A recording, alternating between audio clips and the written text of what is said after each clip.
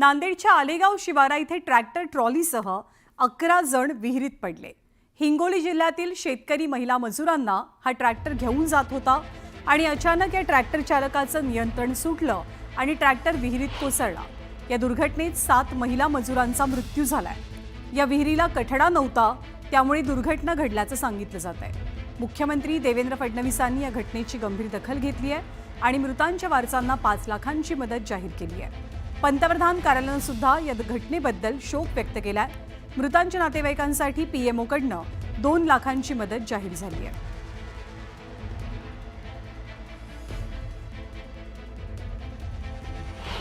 नांदेडच्या आसेगावमध्ये जी घटना घडली ती अतिशय दुर्दैवी आहे।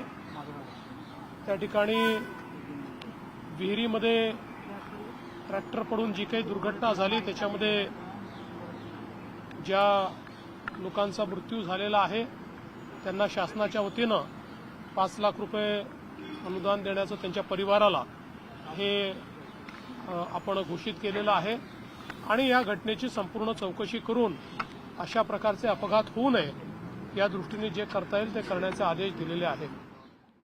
आणि याच दुर्दैवी अपघातात इरबाजी सरोदे यांच्या पत्नीचाही मृत्यू झाला। दरम्यान पत्नीचा जीव धोक्यात असताना सुद्धा इरबाजी यांनी इतर 3 महिलांना वाचवलं।